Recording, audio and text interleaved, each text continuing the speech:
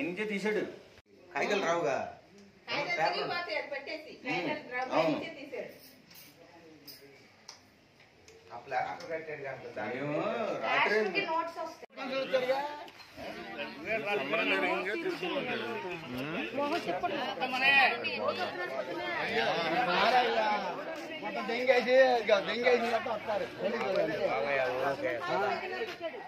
ఎందుకు ఏం చేస్తే సరిపోతుందిగా ఇది మరి పట్టుకున్నాడు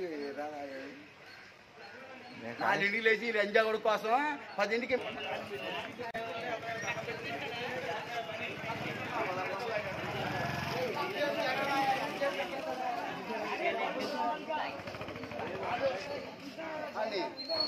నెయ్యి చేస్తే సరిపోతుంది కదా.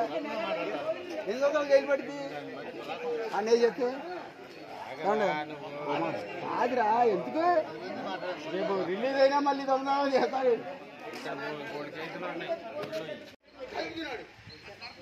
మీరు అన్న చెప్పేసాను 4ంటికి లేచాం ఎవరో 5 పని 5 చెప్పింది నీకు ఆమను చెప్పింది.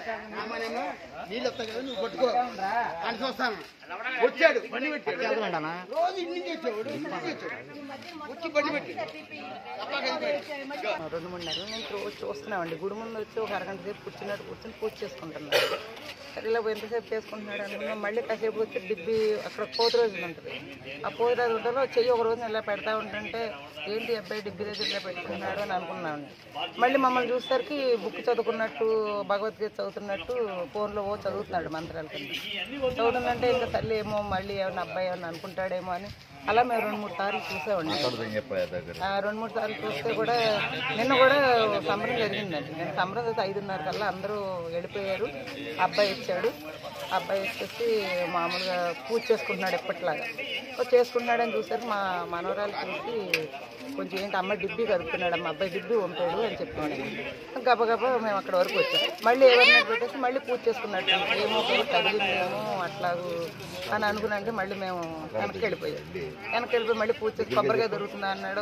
కొబ్బరికాయ ఉందన్న గుడి దగ్గరికి వెళ్ళాడు, కొబ్బరికాయ తెచ్చాడు, కొట్టాడు. మంచివాళ్ళ కనిపించినట్టు చేశాడు. ఇక రాత్రి వచ్చి వెళ్ళి డిబ్బీ లెక్క పెట్టుకునేసరికి అందులో మా తెలిసిన ఆయన ఒక 10,000 రూపాయలు అందులో కట్ట కింద వేసారు అని చెప్పారు. ఇదేంటి 10,000 రూపాయలు కట్ట మిస్ అవ్వడం ఏంటి అని అనుకుంటారు. అప్పుడు అనుమానం వచ్చింది. అబ్బాయి డిబ్బీ వదిలేడు, డిబ్బీ ఊపాడు అంటే ఆ అబ్బాయి తెస్తున్నాడు. మేము గత 2-3 నెలలుగా చూస్తున్నాం అబ్బాయిని రోజు అక్కడే కూర్చుంటున్నాడు అని అనుమానం వచ్చి అబ్బాయిని ఎట్టగానే ఇక్కడ పట్టుకోవాలి అనేసి ప్రొద్దుటే రోజు 6:30 కల్లా వస్తాడు. వస్తుంటే ఈ రోజు కూడా అదే టైంకి ఉన్నాము. ఎక్కడ అబ్బాయి అన్నది తెలియలేదు కాబట్టి రోజు వస్తున్నాడు. ఇప్పుడు అడిగితే చెప్తున్నాడు బైపాస్ రోడ్లో ఉంటాము అని.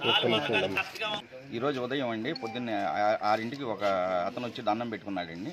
దండం పెట్టుకుంటే అతను ఏం చేస్తున్నాడు అని చెప్పి మా వాళ్ళు గత కొంతకాలంగా ఈ డిబ్బీలో డబ్బులు తగ్గుతూ వస్తున్నాయి. ఎందుకు తగ్గుతున్నాయి అనేది నిన్న గంగానం సంప్రదాయం జరిగినప్పుడు నేను సాయంకాలం స్థానికంగా గుళ్ళో వీళ్ళందరూ మాట్లాడుకోవడం వలన ఊరినే చిన్నగా ఆలోచన వచ్చి ఇతను రోజు వస్తున్నాడు ఏంటి అని చెప్పి మా వాళ్ళు చూశారండి. చూస్తే చూడకుండా ఉంటేనేమో డిబ్బీ దగ్గరికి వస్తున్నాడు, చూస్తేనేమో దీని దగ్గరికి వస్తున్నాడు ఏంటి అని చెప్పి అతను పట్టుకుని అతను బండి చెక్ చేస్తే బండిలో చిల్లరను అయస్కాంతాలు దొరికినాయి.